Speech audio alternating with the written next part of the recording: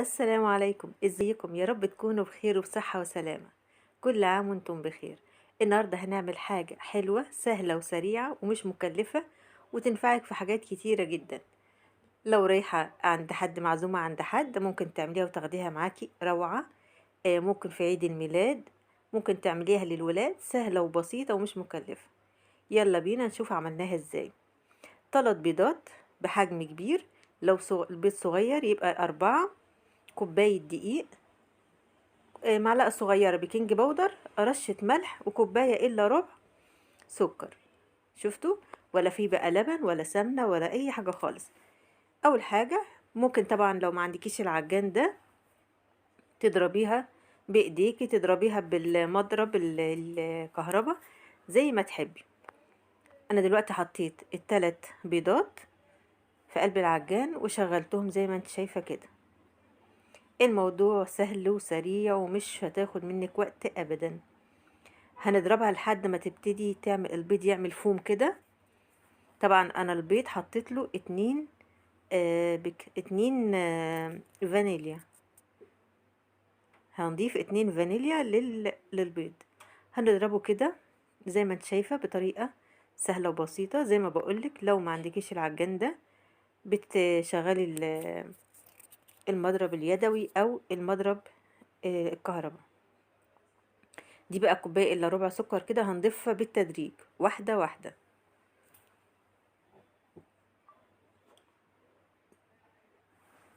زي ما انت شايفة كده.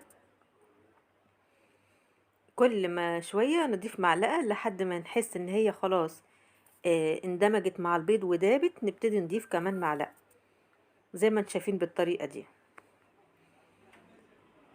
شايفة ما شاء الله السكر والبيض ادانا فوم كده جميل، معناها ان اتملى هوا.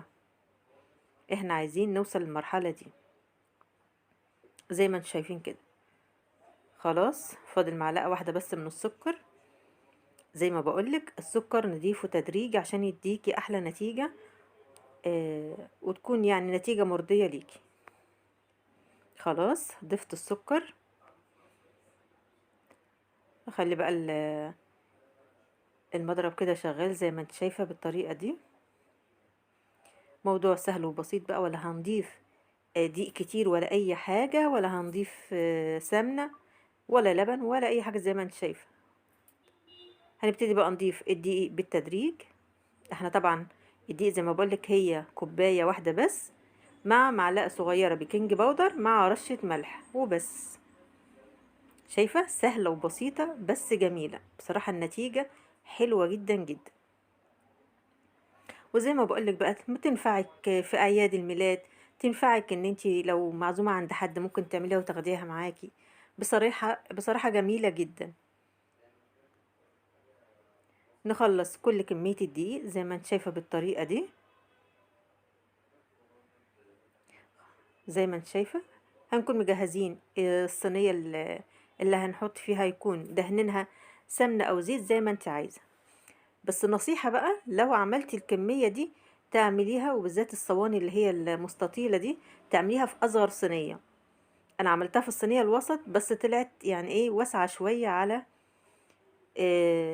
الكمية دي. فأنت لو هتعملي الكمية دي اعملي في أصغر صينية في الصواني اللي هي المستطيلة دي. بس شايفة طلعت بقى، يعني هي قعدت تقريبا تلت ساعة في الفرن.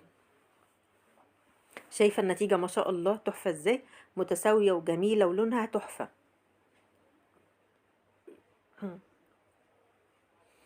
بعد ما بردت بقى هنبتدي نفرغها كده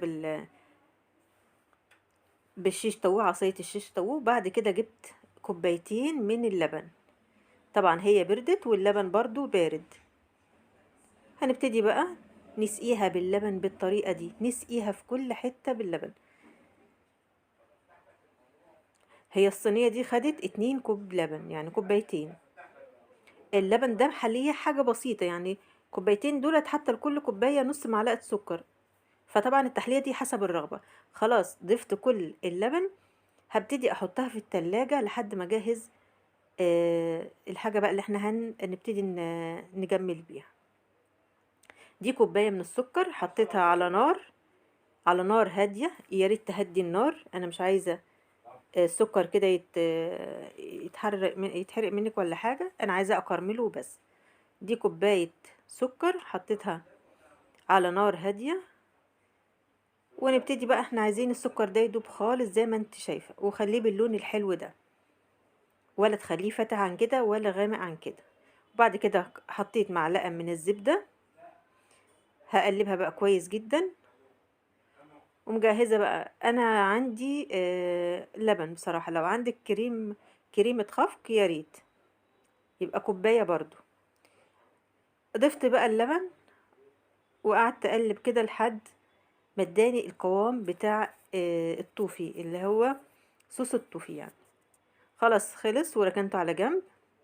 دلوقتي بقى عندي كيس من الكريم شانتيه، نص كوباية من اللي هي المتوسطة دي من المية الساقعة، او لو عندك لبن ضيفي لبن بدل المية اللي موجودة عندك. وهقلب بقى لحد ما يبقى مديني قوام الكريم شانتيه. موضوع سهل وبسيط، بس النتيجة بصراحة تحفة وعجبت الجميع. هنقلب كده لحد ما يديني القوام بتاع الكريم شانتيه بقى بطريقة سهلة وبسيطة.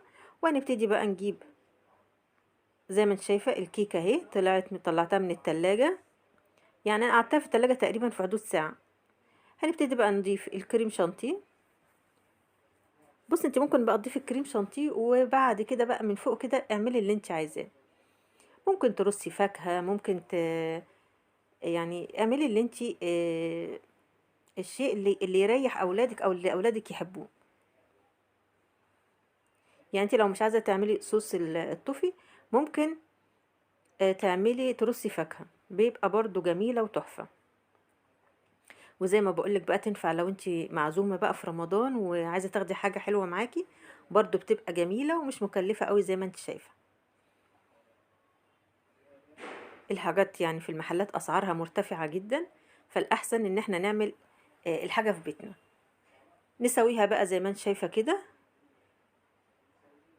اللي انا ضفته الاول ده كان عندي 2 من كيسين من بتاع الكريم كراميل، ضفتهم. وبعد كده ضفت صوص التوفي اللي انا كنت عاملاه. زي ما انت شايفه بقى كده، ما شاء الله لا قوه الا بالله، جميله وحلوه، وادت لي شكل جميل رخامي كده، حلو قوي قوي زي ما انت شايفه كده. انا عشان كنت هاخدها وانا رايحه عند ناس فما قطعتهاش. انت بقى ممكن تقطعيها براحتك، وبألف هنا وشفا. وكل عام وانتم بخير، رمضان كريم، واتمنى تجربوها وتقولوا لي رأيكم.